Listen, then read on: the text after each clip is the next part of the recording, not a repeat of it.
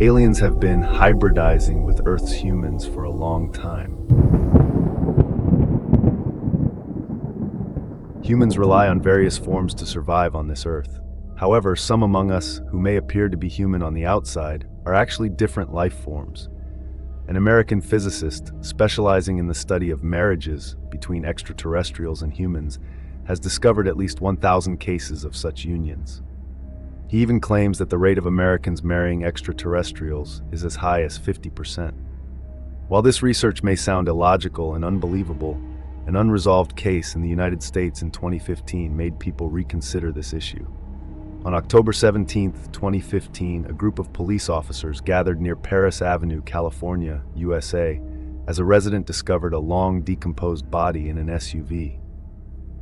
Through the investigation, it was revealed that the deceased was a man named Jeffrey L., who had been dead for 2 weeks. Subsequently, the police went to Jeffrey's house for further investigation.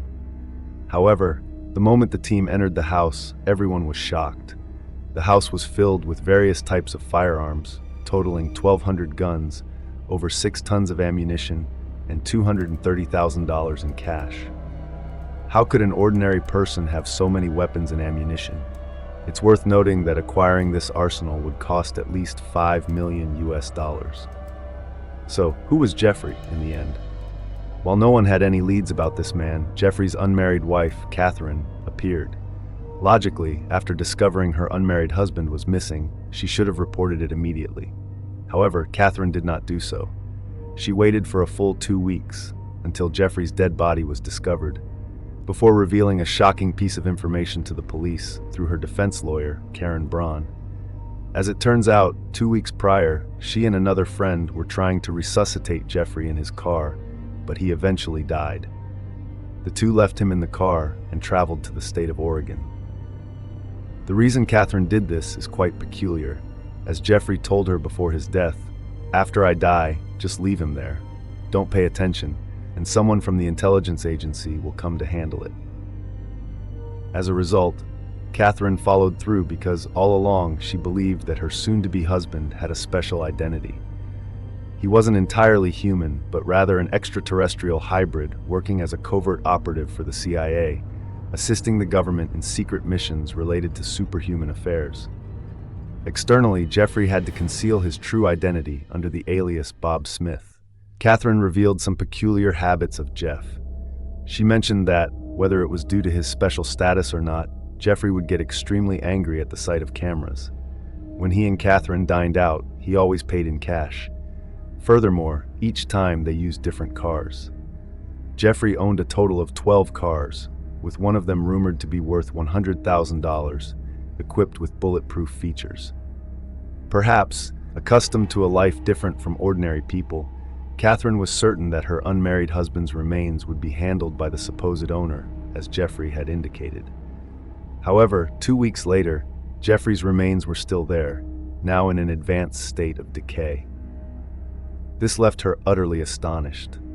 The documentation related to Jeffrey was limited, only revealing his birth date on December 10, 1954. His mother was a piano teacher, and his father was a microbiologist. In 1972, he enrolled at the University of California, Los Angeles, but dropped out shortly after. It's possible that during this time, Jeffrey began using one or more aliases and fake profiles, carrying out secret tasks for the US government. To this day, Jeffrey's identity remains a mystery. Most neighbors only felt he was eccentric, and the police found that he had multiple lovers. They speculated that he might be a romantic scam artist, deceiving some individuals to fund his lavish lifestyle and his extensive firearms collection, perhaps just a mere hobby. The story of Jeffrey sounds surreal and unbelievable. This inevitably leads people to wonder, if he was just a scam artist, why bring up this far-fetched extraterrestrial story?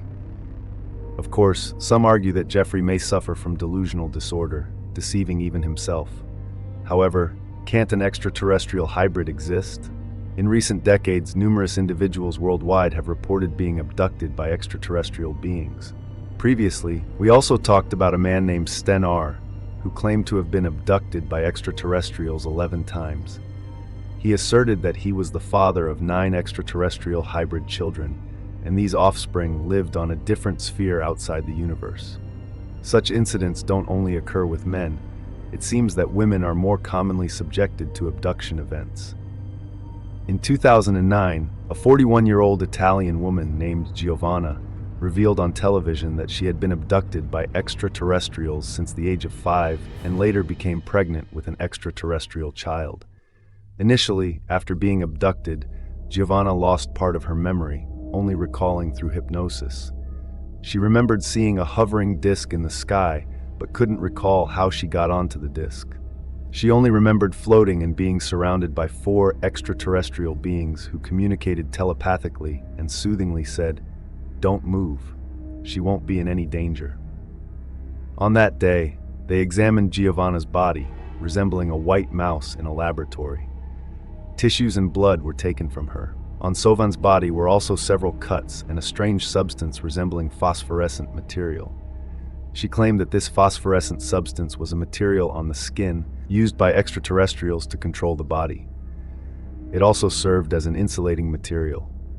As a result, when technicians came to Giovanna's room for samples, they indeed found this substance on her clothes. After analysis in the laboratory, it was discovered that the electrons of this material were highly active, generating a massive magnetic field. However, Giovanna was essentially incapable of reproducing this at home. Giovanna also went to the hospital for a health check, and the results showed an implanted object in her brain, but examinations couldn't identify it. Ultimately, more unbelievably, the doctor found something resembling twin fetal hearts in Giovanna's body, yet no fetus was found. However, this invisible fetus caused complications for Giovanna. The doctor decided to perform a standard abortion for her. Unexpectedly, after the surgery, it was successful in giving birth to a fetus. Although it had limbs, its basic appearance was unlike a human. This terrified both the doctor and Giovanna herself. Giovanna said that extraterrestrials had told her they were a dying race and needed human assistance for reproduction to preserve their lineage. Initially, Giovanna was convincing herself that she was doing a good deed by helping them. However, after this fetus was born, she felt it was nothing but a monster. In reality, cases similar to Giovanna's are not unique. An American named Kim KB also underwent a similar experience. Kim grew up in a fundamentalist religious environment and after high school, moved from the Midwest to California. Recalling the process of her extraterrestrial abduction, she mentioned that on that fateful night, after waking up from a dream, she found herself not in her bed, but in a space resembling an elevator. Immediately after, she was taken to a place resembling a hospital room. She saw many unconscious people lying on tables, brought here by small gray beings with large eyes. Kim felt an extreme sense of fear, screamed, and was then rendered unconscious. As she gradually regained consciousness, Kim found herself on a table, with the small gray beings extracting some skin tissue from her coccyx and then inserting medication into her nostrils, causing her to lose consciousness once again. Kim felt like a piece of meat on a cutting board, ready for others to dissect. However, being abducted happened to Kim more than once. In her hazy memories, she recalled having a hybrid fetus implanted in her body, which was later removed. On one occasion, Kim was taken to a small room, and the small gray beings brought in a little girl. The child, approximately 2 years old, had blonde hair and beautiful blue eyes, though they appeared unusually cold. The small gray beings, using telepathy, told Kim, "This girl is very beautiful, isn't she? She is your daughter." Kim, a highly educated woman, acknowledged that bringing such events to light in society would invite significant criticism. She found it challenging to accept the situation herself, but this was the truth she could not change. If these stories are indeed true, I dare to speculate that women bearing extraterrestrial hybrid children, like Giovanna and Kim, might be more prevalent than we imagine. I have come across an organization online dedicated to hybrid children. Its members are mothers who have given birth to extraterrestrial hybrid offspring. Members of this organization vary in age, ranging from 19 to 60 years old.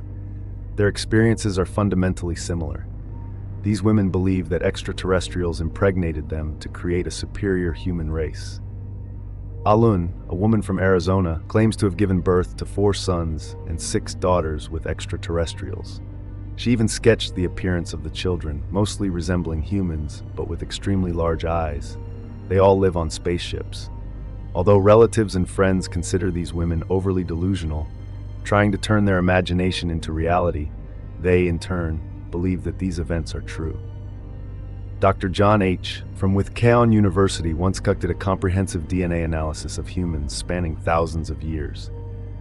After the analysis, he discovered a tremendous DNA change in humans over the past 5,000 years, with a rate of change 100 times faster than any other 5,000-year period in history. This prompts contemplation. What happened to humans over the past 5,000 years? Some theorists speculate that in the past 5,000 years, extraterrestrials might have interbred with humans, causing a significant alteration in the DNA structure. So what is the ultimate truth? Hypnotherapist Doris Cannon performed regression hypnosis for a woman named Bay. Bay had known Cannon for many years and was always interested in her work. Out of curiosity, Bay agreed to her first regression hypnosis session. Mrs. Cannon initially did not harbor too many expectations, as most regression hypnosis cases tended to recount burdensome life experiences. However, unexpectedly, Bay's past unveiled a truly remarkable historical account. Subsequently, Cannon documented this history in her book, The Legend of the Falling Star, published in 1994. During that regression hypnosis session, Bay vividly described her life as a young man named Thuyen. Thuyen was a hunter, living in a small tribe in Alaska, Canada, in a time predating the appearance of the Eskimos. Although their lifestyle was relatively primitive, men and women collaborated, leading harmonious lives. Their tribe believed they were the only humans on Earth since they had never encountered any other people. Mrs. Cannon asked a few questions, curious about the era Thuyen lived in. She inquired, "How do you cook your food?" Bay responded, "Usually, we use pottery, and they also know how to use knives to cut meat into small pieces." This demonstrated that despite their simple living, their lifestyle was not entirely primitive. According to Bay's subsequent revelations, things took a peculiar turn. She described a pot used exclusively by the most intelligent individuals. It gleamed like a certain type of metal and was exceptionally hard. The pot changed colors, sometimes red, gold, or black. Legend had it that everything in their tribe was left by wise elders from ancient times who arrived in a spaceship from a dark void. As if an accident occurred, the ship was destroyed, and it contained a lot of metal. The tribe later utilized this metal to craft knives and pots. Mrs. Cannon noticed that Bay presented this story from Thuyen's perspective, using simpler language. She promptly asked, "Does the legend mention what the elders looked like?" Thuyen stated, "They looked like us, just taller, with pale white skin and wheat-colored hair. Moreover, they could perform some miraculous feats. Initially, they wore white and silver clothing, but after they passed away, the tribe buried these garments along with their bodies. Therefore, these clothes no longer exist now. In other words, after the accident, some of them survived and remained here. At that time, the tribe was scarce, resembling Thuyen with black hair, dark skin, and somewhat shorter stature." Thuyen further mentioned that the elders, upon arriving here, initially they struggled to adapt. The place felt burdensome. The moon looked massive and the sun was intense. In their first winter, they faced difficulties due to limited food reserves on the ship. He speculated that the elders' clothing probably wasn't warm enough, as many of them couldn't survive the harsh winter. Additionally, women couldn't give birth successfully. Legend had it that even if they were born, these children wouldn't live long. Later, with the help of the tribal ancestors, the elders began to integrate into the tribe, adapting to Earth. This marked the origin of the tribe. The current population of the tribe is descended from both the elders and the tribal ancestors. What the elders left behind was also intriguing. Legend has it that animals used to speak like humans. So, each time the hunters needed to hunt, they felt troubled. First, they had to apologize to these animals, explaining that they were also reluctant and needed to survive. They would ask the animals if they could take their meat. The tribe also regulated that hunters shouldn't hunt excessively, as animals needed to reproduce to maintain their lineage. Later, an agreement was reached. To make it more bearable for the hunters, the spirits stopped the animals from speaking, as the hunters still honored this agreement. By Thuan's time, before hunting, the hunters would still apologize, as if the animals still knew this. These are off-topic stories. Regarding Bayes' regression information, it's as lengthy as a book, and we won't delve into it further. From Bayes' story, we mainly understand that the race of those from outside, referred to as these elders, likely came from distant spheres. Based on their descriptions of the elders, these beings could possibly be Pleiadians. Because their spaceship crashed, they couldn't avoid staying on Earth. However, Earth's living conditions were too harsh, making it difficult for them and their offspring, born here, to adapt. Over time, the extraterrestrial race, along with the local tribe, gave birth to subsequent generations. These later generations were fully adapted to life on Earth, continuing to reproduce. The era of Thuan's ancestors was a long time ago. Fewer in number, and by Thuan's time, each individual was no longer purely human. We can hypothesize that everyone's body, to a greater or lesser extent, carries extraterrestrial genes. However, the majority of Earth genes still dominate, enabling them to adapt to Earth. This hypothesis is not without merit and aligns with a 2010 study Spanta P., a biologist at the Max Planck Institute for Evolutionary Anthropology in Germany, made an astonishing discovery. He pointed out that primitive humans not only coexisted with other more primitive beings on Earth, but also interbred with them. What surprised many even more was that human genes might have originated from another unknown species. So, who could this unidentified species be? There's a noteworthy point here, that is, the elders. In the Pleiadian alien illusions we are speculating about, along with the alien abduction cases we often hear about, there is a significant difference. Different extraterrestrial life forms coming to Earth have different purposes. In many cases of alien abductions, they are mostly associated with small gray extraterrestrial beings, and their interactions with humans are often quite harsh. On the other hand, Pleiadian extraterrestrials, coming from a higher dimensional world, have an appearance resembling fairies, and their approach to interacting with humans is more civilized.